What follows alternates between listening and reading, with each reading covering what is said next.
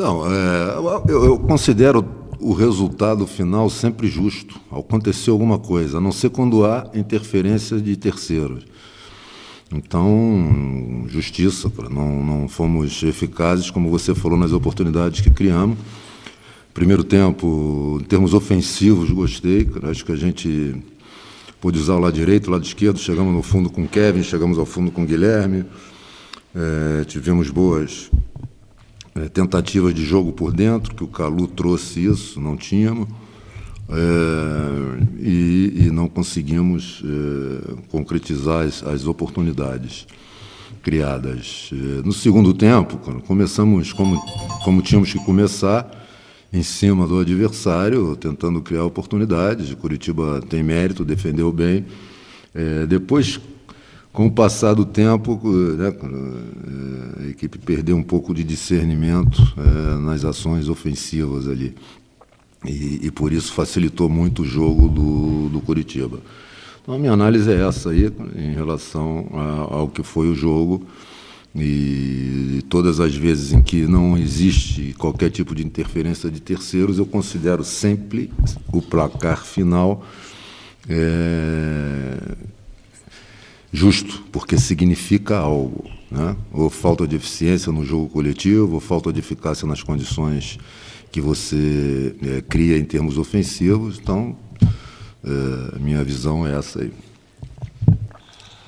Boa noite, Antônio. Queria saber ao que você atribui a queda de rendimento do Botafogo no segundo tempo. A gente reparou que o time não criou tanto quanto no primeiro tempo, as movimentações também não foram tão efetivas, então o time não parecia tão ágil. Enfim, parecia até um time um pouco mais burocrático, na minha concepção. Queria saber o que você atribui a essa queda de rendimento, ou se não acredita que houve uma queda de rendimento de maneira geral? Não, concordo com você. Acho que começamos bem o segundo tempo, em cima do adversário, criando com lucidez. O tempo foi passando, nós perdemos o discernimento. Isso para mim ficou muito claro, por isso eu concordo com a sua colocação. E essa falta de discernimento facilitou muito as ações defensivas do Curitiba. Porque no primeiro tempo criamos situação pelo lado direito, pelo esquerdo, tanto com o Kevin bem, quanto com o Guilherme. O jogo associativo por dentro ali, cara, né, com as tentativas de tabela, um jogo mais pelo corredor central. A gente ganhou pela característica do Calu, né, tivemos boas inversões de jogo, o que proporcionou a gente chegar ao fundo, como eu me referi antes. No segundo tempo, nós perdemos um pouco isso. Eu considero, em relação a isso aí, cara, justamente pela impossibilidade de você, de alguma maneira, poder desenvolver alguma coisa em relação ao que passa no jogo. O que eu quero dizer é o seguinte, do jogo do Inter, isso acontece com todas as equipes, né? Esse calendário tira essa situação. Eu, particularmente, sofro muito quando não dá para você treinar as coisas, né? Porque tira um pouco daquela certeza que você tem por ter trabalhado que as coisas possam acontecer. Eu reputo que tenha sido em função disso aí, uma série de alguns fatores, a soma de alguns fatores, dentre os quais essa falta de discernimento, né, é normal, o jogo vai passando, você não vai conseguindo o resultado, quer fazer, e opta pelo o mais simples, né? E o mais simples sempre aproveitando a palavra que você colocou aí, burocrático, né? Paulo, boa noite. Edson Viana, da TV Globo. Gostaria de pedir que você fizesse uma análise da estreia do Calu, que não só não jogava há muito tempo, mas ele não ficava em campo assim tantos minutos, há ainda mais tempo, né? No último jogo foram apenas 12. O quanto ele agregou ao time, enfim, ele teve muita participação, finalizou, enfim, participou de troca de passes. Se você pudesse falar um pouquinho dele. Obrigado. Eu não gosto de falar individualmente, né? Eu acho que ele agregou muito ao jogo dentro do campo do adversário, o jogo pelo corredor central, pelo interior, porque ele característica dele sair da extrema, vir para dentro e tentar esse jogo curto.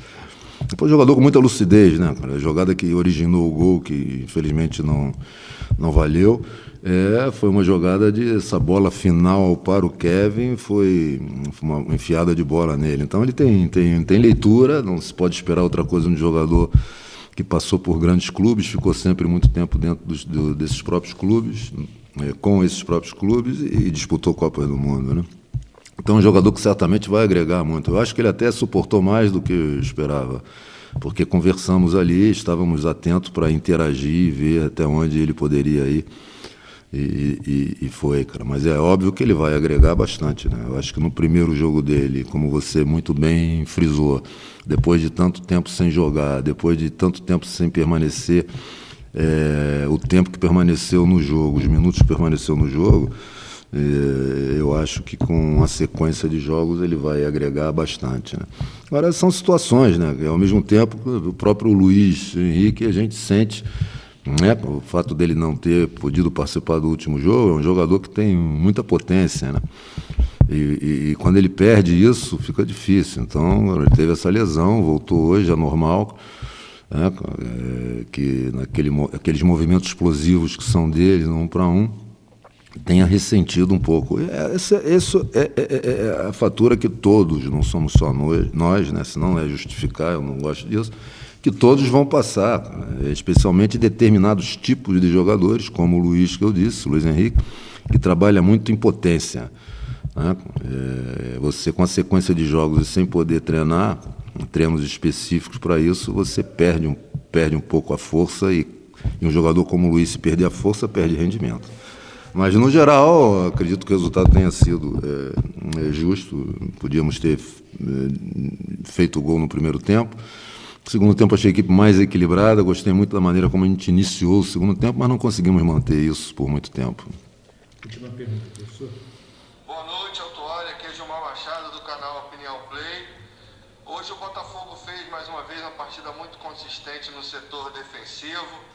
No entanto, o setor de meio campo e de ataque parecia um tanto distante e não, talvez seja por isso, você que pode analisar melhor, o ataque não tenha ido muito bem. O Botafogo conseguiu 15 finalizações, apenas 6 na direção do gol.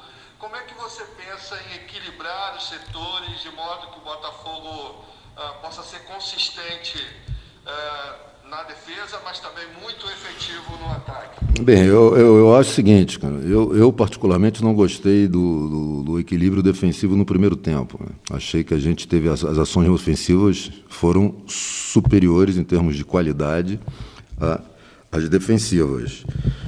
Depois, o que você falou, eu concordo, é uma situação natural. Nós estamos no meio de uma competição, temos saída de jogadores, né, entradas de outros, e sem poder, como todos os clubes, deixar isso bem claro aqui, eu não estou falando em relação a nós, a desenvolver treinos que possam facilitar aqueles que estejam chegando, né?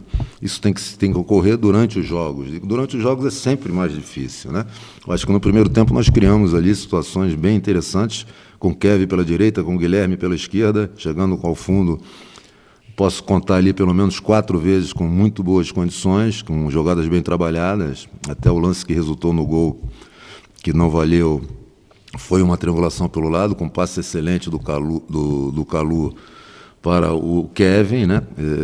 E o Guilherme também teve pelo lado esquerdo. Tivemos inversões de jogo dos homens de meio campo, tanto do Honda quanto do Foster.